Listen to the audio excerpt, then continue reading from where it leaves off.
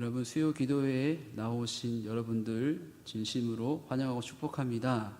제가 보니까 오늘 나오신 분들은 한 번 코로나에 걸렸거나 아니면 아직 안 걸렸거나 둘 중에 하나이지 않습니까? 네, 여러분 요즘 코로나가 좀 기승을 부리는데 건강에 유의하시고 또 특별히 그럼에도 불구하고 이 자리에 나오신 여러분들께 사랑의 음성이 들려지는 귀한 시간이 되기를 축복합니다. 어떤 사람이 자신을 돌아보게 되는 경험을 하였습니다. 어떤 경험이었냐면요, 이 사람이 버스를 탔는데 짐이 많았습니다. 그런데 다행히도 버스에 보면 이제 버스 종류가 여러 가지 있는데 어떤 버스는 2명이서 앉을 수 있는 자리가 있지 않습니까? 그래서 이 사람이 그 많은 짐을 이제 2명이서 앉을 수 있는 자리에 놓고 그 2명이 앉은 자리에 앉았습니다. 그런데 조금 가다가 다른 버스 정류장에서 몇몇의 사람들이 탔는데요, 그 중에 어떤 사람이 이 사람에게로 걸어오는 겁니다. 이제 누가 봐도 옆에 좀 앉으려고 하는 게 보이는 거죠. 그런데 그 사람의 행색을 보아하니까 웬 아저씨인데 머리에 기름이 잘잘 흐르고 옷도 더럽고 냄새가 나는 것 같은 거예요. 그러니까 이 사람이 속으로 이런 생각을 했다고 합니다. 제발 내 옆에 오지 마라. 제발 내 옆에 오지 마라 하면서 이제 자는 척을 했다는 것이죠. 그런데 며칠 후였습니다. 이 사람이 자신의 아내와 버스를 탔는데 이 2명이서 탈 수 있는 자리에 1명이 앉아 있고 다른 한 자리는 비어 있었습니다. 내심 저 사람이 일어나서 다른 곳으로 비켜주고 아내와 함께 그 자리에 앉았으면 좋겠다라는 생각을 했습니다. 이제 앉아있던 사람이 눈치를 챘는지 일어나서 다른 자리로 옮겨갔습니다. 이 사람은 감사합니다라고 하고 아내와 같이 자리에 앉았습니다. 그럴 때 문득 이 사람이 며칠 전에 있었던 일이 생각이 났습니다. 자신은 그때 자기에게 오지 않기를 바라며 자는 척하고 있었는데 자신이 반대 상황이 되자 저 사람이 비켜주었으면 하는 생각을 하게 되었던 것이 생각이 났습니다. 이 사람은 자신이 부끄러웠다고 합니다. 여러분, 방금 이야기를 통해서 어떤 생각이 떠올랐습니까? 방금 전과 같은 이야기를 나눈 이유는 자신의 상황과 경험과 관점이나 가치관에 따라서 다르게 보는 우리의 모습을 생각해 보기 위함입니다. 2명이 앉을 수 있는 버스 자리, 이것은 똑같습니다. 그런데 상황과 경험과 관점에 따라서 우리의 태도가 달라집니다. 관점이 달라진다는 것이죠.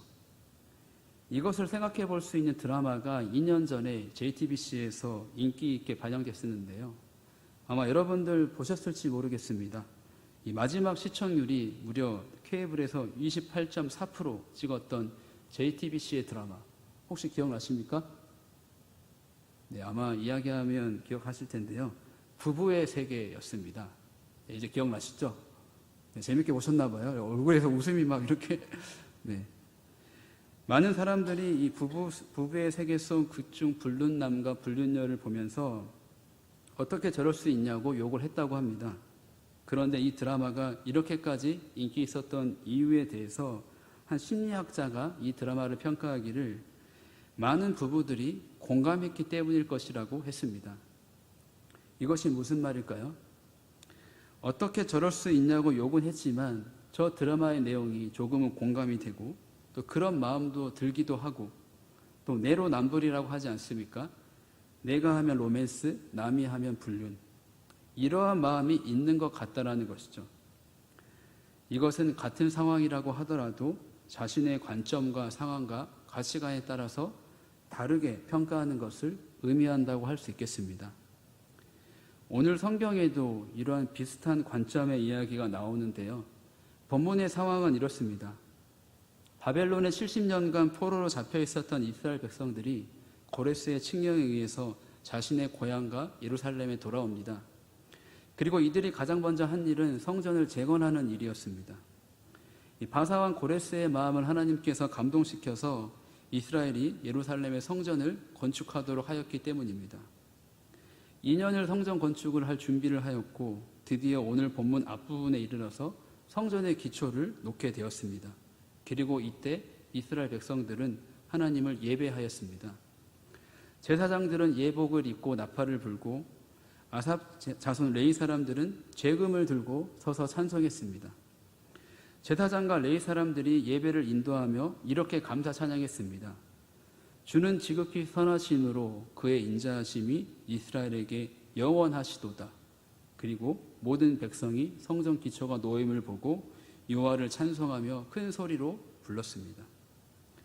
그런데 이때 다른 반응을 보인 사람들이 있었습니다. 바로 제사장들과 레위 사람들과 나이 많은 족장들이었습니다. 이들은 첫 성전, 솔로몬이 지었던 성전을 보았던 사람입니다. 백성들은 즐거이 큰 소리로 부르는데 이들은 성전의 기초를 보고 대성통곡하였습니다. 70년 동안 포로로 잡혀 있다가 드디어 돌아와서 성전의 기초가 놓인 것을 보면 감격스러울 만도 할 텐데 왜 이들은 대성통곡했던 것일까요? 성경은 이들이 첫 성전을 보았기 때문이라고 말씀합니다. 첫 성전을 보았던 경험이 이들에게 있기 때문입니다. 즐거이 부르는 사람과 대성통곡한 사람의 차이에는 경험의 차이가 있는 것이죠. 대성통곡한 이 사람들은 솔로몬 성전의 영광을 보았습니다. 그래서 학개 선지자는 학개 2장 3절에 이렇게 말씀합니다.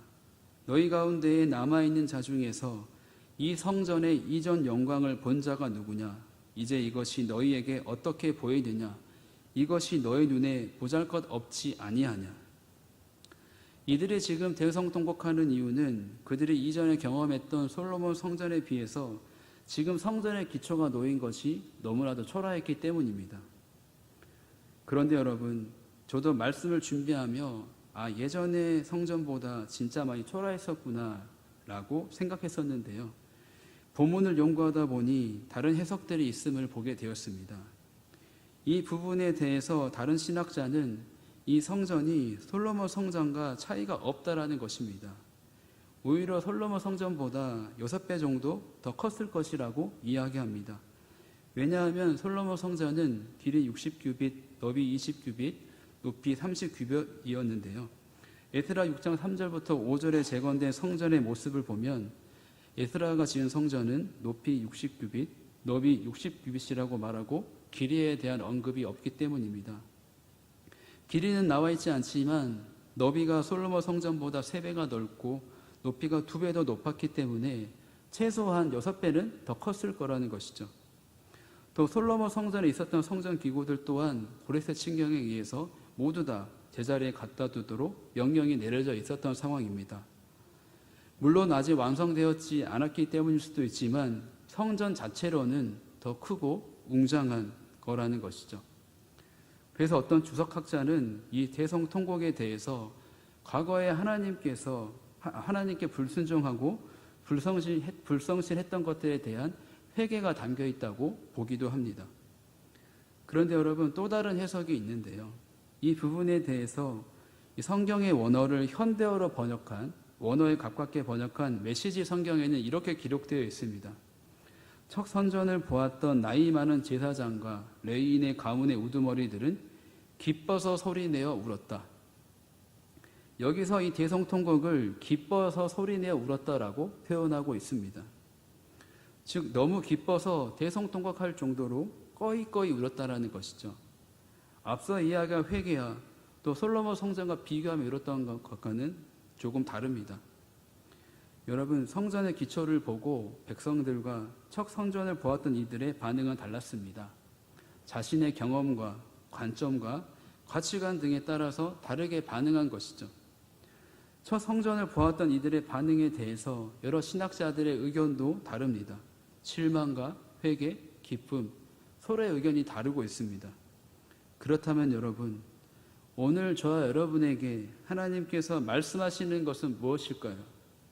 그것은 성전의 기초의 노임에 주목하고 솔로몬의 옛 성전에 주목하고 이전에 자신의 경험과 관점과 가치관에 주목할 것이 아니라 바로 하나님께 주목하라는 것입니다. 앞서 살펴보았듯이 사람들은 다 다릅니다. 경험도 다르고 생각도 다르고 관점도 다릅니다. 같은 것을 보고도 다르게 반응하고 심지어 그 반응에 대해서 신학자들의 생각도 다릅니다. 그런데 다르지 않는 것이 있습니다. 변하지 않는 것이 있습니다. 그것은 바로 이들이 하나님을 찬양할 때 고백했던 하나님은 선하시다입니다. 사랑하는 여러분, 하나님은 선하십니다. 하나님은 정말로 선하시고 우리의 삶을 인도하십니다. 우리가 이 본문을 보며 발견해야 할 것은 성전의 기초가 아닙니다. 건물이 아닙니다. 예전의 성전과 비교하는 것이 아니라 우리는 하나님의 선하심에 주목해야 합니다. 경험도 다르고 생각도 다르고 관점도 다 다르지만 변하지 않고 영원한 그 한 가지, 바로 하나님은 선하시다입니다. 상황을 보고 환경을 보고 내게 주어진 삶을 보면서 하나님이 선하시다라고 이야기하는 것이 아니라 우리는 하나님은 선하시다라는 관점으로 내 삶을 바라보아야 하는 것입니다. 하나님께서 바사왕 고레스를 통하여 칙령을 내려서 유대인들에게 예루살렘으로 돌아가 성전을 재건케 하신 것입니다. 하나님께서 이스라엘 백성의 마음을 감동케 하셔서 예루살렘에 갈 수 있도록 결심케 하신 것입니다. 이스라엘 백성들은 하나님의 선하심 속에서 다시 성전을 지을 수 있게 되었습니다. 에스라를 쓴 기자는 솔로몬 성전과 지금 짓고 있는 성전을 연결시키고 이스라엘 백성들을 출애굽한 백성들과 연결시키고 있습니다. 포로 생활을 마치고 예루살렘에 돌아온 귀한 공동체에 대해서 출애굽 백성들처럼 우리도 하나님께서 인도하셨고 본토인에게 많은 재물을 얻은 것처럼 우리도 나라에서 부분적으로 국고를 지원해 주었고 물을 건너고 광야를 건너왔다라고 이야기합니다. 이것을 통해서 선하신 하나님의 섭리가 포로였던 이스라엘 백성들에게 여전히 우리에게 이어지고 있다라고 에스라 기자는 말씀하고 있는 것입니다. 그리고 그 선하신 하나님의 은혜와 섭리는 우리에게도 이어지고 있습니다. 죄인이었던 하나님과 우리 사이에 막힌 담을 예수 그리스도께서 십자가의 사랑으로 허물어 주시고 누구든지 그를 믿는 자마다 하나님의 자녀가 되게 해주셨습니다. 그리고 모퉁이 돌이 되어 교회의 기초가 되어 주셨고 우리 또한 교회가 되게 해주셨습니다. 그리고 우리는 점점 교회로 지어져 가고 있습니다. 코로나19로 인하여서 우리에게 참 많은 일들이 있었습니다. 지금도 생기고 있습니다. 예배가 중단되기도 하였고 우리의 삶 전체가 흔들리는 일들이 많았습니다. 예배가 중단되었다가 다시 현장 예배가 재개되었을 때 오늘 말씀과 비슷한 상황이 있었지 않았을까 생각을 해보게 됩니다. 오랜만에 드리는 현장 예배에 감격해서 우는 사람도 있었을 것이고 꽉꽉 채워졌던 자리가 횡한 것을 보고 마음이 아픈 사람도 있었을 것이고 갖가지 생각과 마음들이 있었을 것입니다. 그러나 여러분, 중요한 것은 여전히 우리 하나님은 선하시다라는 것입니다. 사람들은 평가하기를 코로나19 이전과 이후가 완전히 달라질 것이라고 합니다. 그래서 그것에 대한 대비를 교회도 해야 한다고 이야기합니다. 맞습니다. 이전과 다른 그 무엇에 대해 우리는 분명 대비를 해야 합니다. 그런데 결코 흔들리지 않아야 할 것은 우리의 신앙의 기초, 교회의 기초 위에는 하나님은 선하시다라는 것을 세워야 한다는 것이죠. 지금 내 삶이 힘들고 어렵더라도 우리 하나님은 선하십니다. 이것을 믿으십니까? 내 상황과 환경이 요동친다고 하더라도 우리 하나님은 선하십니다. 어쩌면 우리는 좋은 기회를 맞이한 것일지도 모릅니다. 그동안에 우리는 우리의 믿음을 발휘할 기회가 없었습니다. 우리의 삶을 풍족했습니다. 교회 건물은 우리가 살았던 그 어느 때보다 예배 시설, 환경, 좋은 시설 등에서 예배를 드렸습니다. 예수님을 믿는 것에 대해서 어려움이 없었던 시기였습니다. 그런데 이제 우리는 어려워졌습니다. 코로나로 인하여 어려워졌고 무언가 예수님을 믿는 것이 어려운 시기가 되어버리고 말았습니다. 우리의 삶도 이전보다 더 많이 어려워진 것이 사실입니다. 그런데 여러분, 중요한 것은 믿을 수 없을 때 믿고 감사할 수 없을 때 감사하는 것이 진짜 신앙이지 않겠습니까? 우리에게 가장 좋은 것으로 인도해 주실 선하신 하나님을 믿으며 평안하게 나아가는 것, 그것이 참된 그리스도인인 줄로 믿습니다. 말씀을 정리하겠습니다. 예전에 제가 살던 곳에서 지하철을 타고 가는데 에피소드가 하나 있었습니다. 이 금정역이라는 곳에서 서울 방향 가는 4호선 지하철을 제가 탔는데요.